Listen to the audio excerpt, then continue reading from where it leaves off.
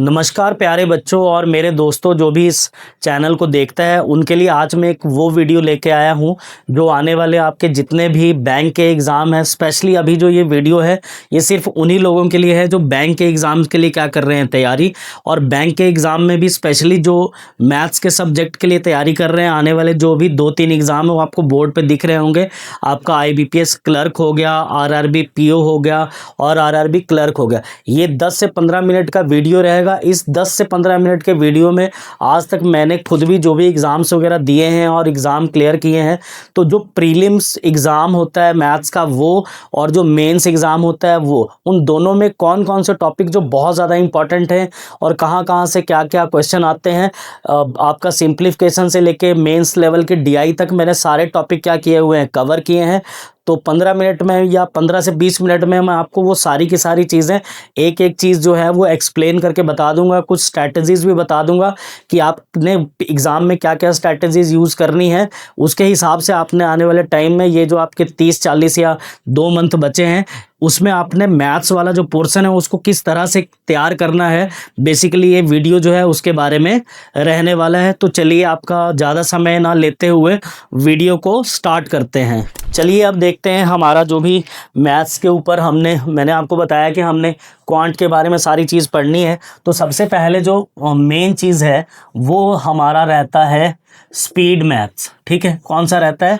Speed math. तो basically जो हमारा स्पीड मैथ रहता है उसमें हमने 3 से 4 चीज़ें हैं जो कवर करनी होती है। सबसे पहली चीज़ जो है हमारी वो है सिंप्लीफिकेशन।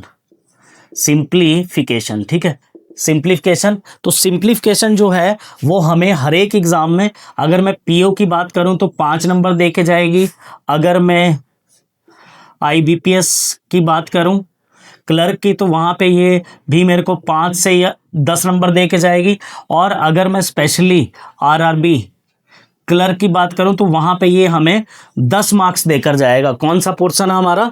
सिंप्लीफिकेशन वाला। ठीक है, तो एक आपने जो सिंप्लीफिकेशन वाला चैप्टर है वो बड़े अच्छे ढंग से तैयार करना है।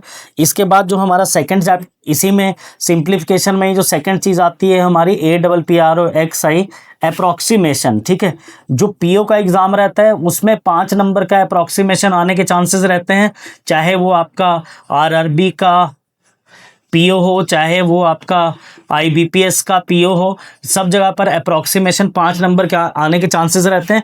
और ये भी हो सकता है कि इस बार वो आपका जो RRB क्लर्क है या IBPS क्लर्क है उसमें सिंप्लीफिकेशन ना डालकर क्या डाल दे, अप्रॉक्सीमेशन भी डाल सकता है। इसके बाद जो हमारी तीसरी चीज़ रहती है इंपॉर्टेंट, वो रहती है क्वाड्रेटिक इक्वेशंस।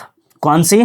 Quadratic equations. ठीक है, तो क्वाड्रेटिक इक्वेशंस में भी सीधा सीधा आप लेके चलो कि अगर आपके पेपर में क्वाड्रेटिक इक्वेशन आती है तो वो आपको 5 नंबर छोड़ कर जाती है। तो PO में क्वाड्रेटिक इक्वेशन आने के चांसेस ज़्यादा होते हैं, क्लर्क में थोड़े से क्या रहते हैं, कम रहते हैं, पर टॉपिक बहुत ज़्यादा क्वाड्रेटिक इक्वेशन वाला जो है वो इम्पॉर्टेंट है। वो इसलिए ज़्यादा इम्पॉर्टेंट है कि अगर यहाँ से क्वेश्चन आते हैं तो ज़्यादातर सीधा सीधा पेयर बन के आता है। कितने नंबर का?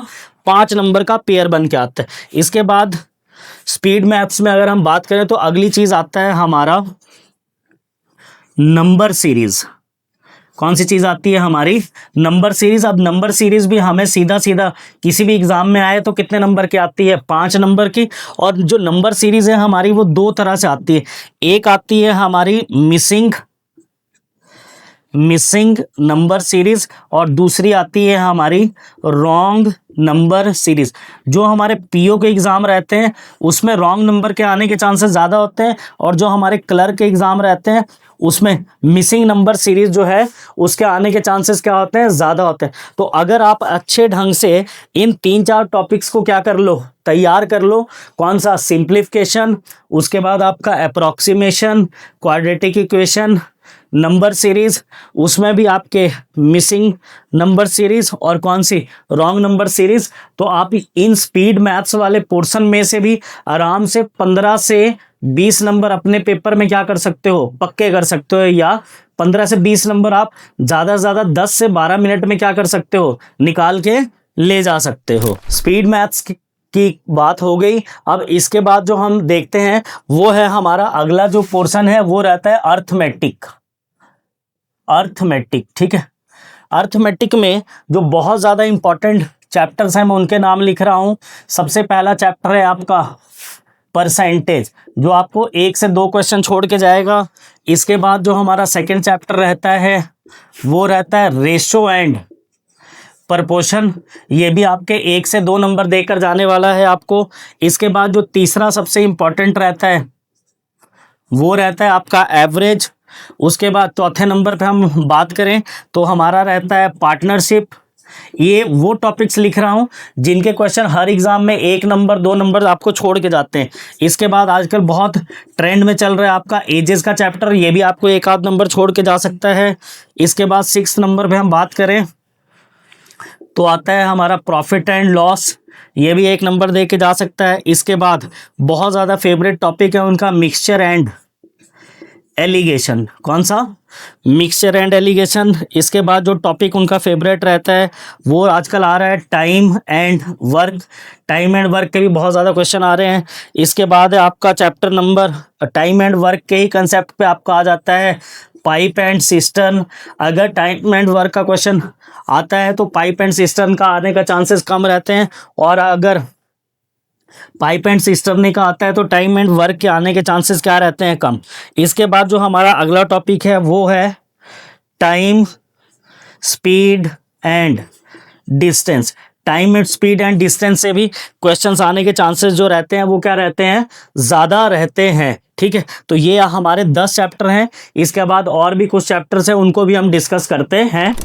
चैप्टर नंबर 10 तक हमने चीज़ें समझ ली। इसके बाद हम देखते हैं और कौन से हमारे इंपॉर्टेंट चैप्टर हैं। अर्थमेटिक में जो और हमारा इंपॉर्टेंट चैप्टर आता है वो है आपका trains and boat and stream, ये भी कई बार 1 नंबर कहा जाता है।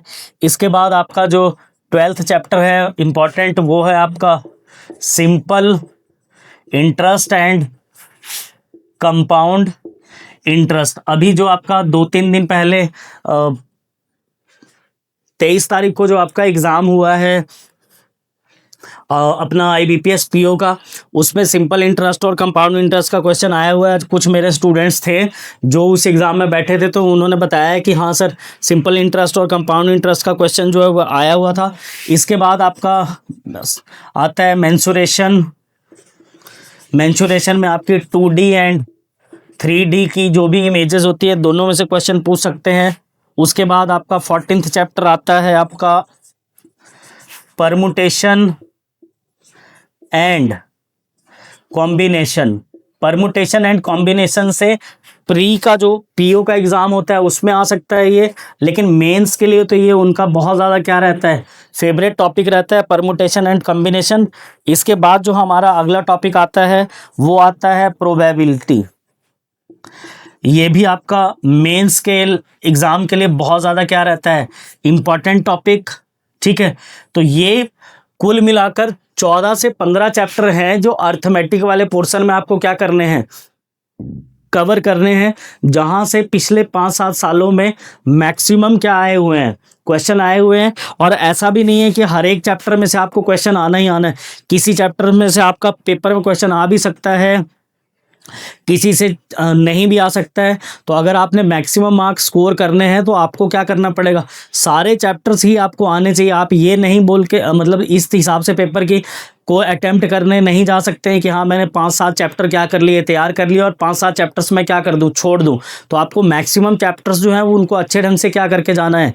प्रिपेयर करके जाना है। चलिए अब देखते हैं अपने अगला और हमें कौन सी चीज़ें हैं जो कवर करने की ज़रूरत है। चलिए अब देखते हैं अपनी अगली चीज़ें जो हमें मैथ्स वाले कंसेप्ट, मैथ्स वाले सेक्शन को करने के लिए आना चाहिए। वो है हमारा डाटा इंटरप्रिटेशन। Data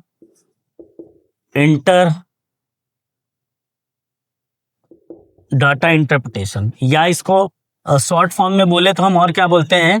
DI। तो प्रीलिम्स में हमारी कौन कौन से DIs आने के चांसेस ज़्यादा रहते हैं? नंबर 1 आ गया आपका पाई चार्ट, नंबर 2 आ गया आपका टेबल DI, इसके बाद आपका आ जाता है बार ग्राफ, नंबर 4 पे आपका आ जाता है लाइन ग्राफ, नंबर 5 पे आ जाता है हमारा मिक्स्ड ग्राफ्स DI।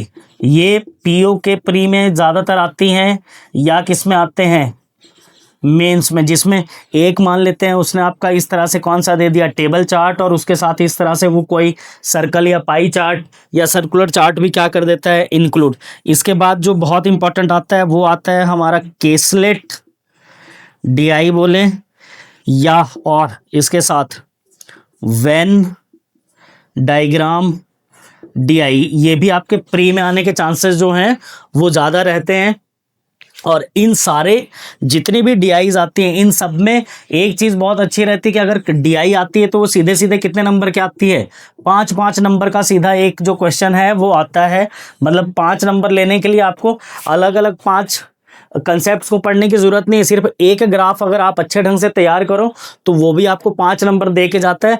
और जितने भी ग्राफ्स होते हैं इनमें जो हमारी चीज़ें यूज़ होती हैं बेसिकली 3 से 4 ही चैप्टर हैं जो यूज़ होते हैं, परसेंटेज, उसके बाद आपका एवरेज, इसके बाद आपका यूज़ हो जाता है परसेंटेज, एवरेज और रेशो, और कई बार इसमें प्रॉफिट या लॉस भी यूज़ हो जाता है। लेकिन 90% डीआईज में या तो परसेंटेज यूज़ करता है वो, उसमें भी क्या रहता है, लेस स्लैश मोर कंसेप्ट, एवरेज में 2 और 3 कंपनीज, 2 और 3 पर्सनस का की एवरेज, और रेशो में ज़्यादातर रहता है कि कंपनी ए का रेशो बता दो कंपनी बी के साथ, या फिर उसका प्रॉफिट या क्या बता दो, लॉस बता दो। तो ये रहता है बेसिकली डाटा इंटरप्रिटेशन।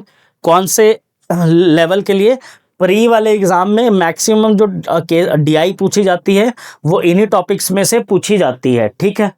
तो ये है हमारा डीआई का मेन कौन से ग्राफ्स जहाँ से क्वेश्चन पूछे जाते हैं। चलिए अब देखते हैं कि जो हमारा मेंस लेवल का एग्ज़ाम होता है, मेंस लेवल में जो हमारा डीआई का पोर्शन है वहाँ से किस किस तरह के क्वेश्चंस जो हैं या कौन सी चीज़ें हैं जो हमें आनी ज़रूरी रहती हैं। Men's DI for men's level, men's level में कौन कौन से डीआईज वो पूछता है। तो नंबर 1 पे स्कैटर डीआई आती है। इसके बाद मेंस लेवल में रडार ग्राफ या रडार डीआई आने के चांसेस ज़्यादा रहते हैं। आजकल आपका bubble BUBBLE bubble based DI के चांसेस भी ज़्यादा हो गए हैं। अब कैंडलस्टिक डीआई के आने के भी चांसेस ज़्यादा हो गए हैं। इसके अलावा फनल डीआई आने के चांसेस भी क्या हो गए हैं, ज़्यादा। ये वो डीआईज हैं जो प्री में देखने के चांसेस कम मिलते हैं, लेकिन ये सब किस में देखने को मिलती हैं आपको, मेंस में। और सीधी एक भी डीआई आती है तो वो एक ही डीआई कितने नंबर की आती है, 5-5 नंबर की ये डीआई आती है। कौन सी, स्कैटर हो गई, रडार हो गए, बबल हो गया, कैंडलस्टिक ग्राफ्स आने लग पड़े हैं अब, और फनल टाइप ग्राफ्स भी आने लग पड़े हैं। तो ये था बेसिकली जो भी हमारा मैथ्स का इम्पॉर्टेंट क्या है, टॉपिक है। मैथ्स हमारा जो भी प्री एग्ज़ाम रहता है उसमें 30 से 35 नंबर का आता है। जो आरआरबी रहता है उसमें सीधे 40 नंबर आते हैं। और अगर आप कोई भी मेंस देने के लिए बैठोगे तो उसमें 40 से 50 नंबर का आपका मैथ्स जो है वो आता ही आता है। तो अगर आप मैथ्स आने वाले 2 से 3 महीने में बैंक के किसी भी एग्ज़ाम के लिए प्रिपेयर करना चाह रहे हैं तो ये टॉपिक्स आज जितने भी मैंने आपके साथ डिस्कस किए हैं इनके ऊपर आपकी कमांड जो है वो अच्छी होनी चाहिए। और मैं भी अपनी तरफ से प्रयास करूंगा कि जब भी आपका ये एग्ज़ाम हो उससे पहले मैं इन जितने भी चैप्टर्स मैंने लिखे हैं इनके जो भी मुझे इंपॉर्टेंट क्वेश्चंस लगते हैं, क्योंकि मैं खुद एग्ज़ाम देता रहता हूँ, मेरे स्टूडेंट्स रेगुलर जाकर इन एग्ज़ाम्स में क्या करते हैं, बैठते हैं, तो वहाँ से हमें पता लग जाता है कि हाँ एग्ज़ाम में किस तरह के क्वेश्चंस आए हैं।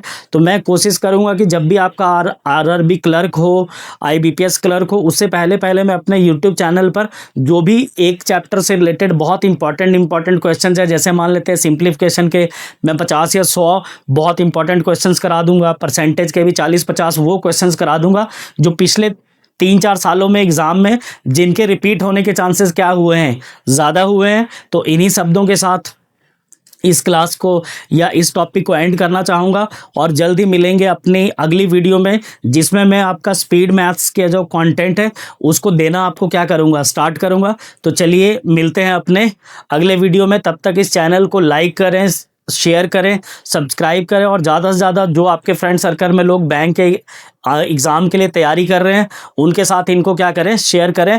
धन्यवाद, मिलते हैं अपने अगले वीडियो में।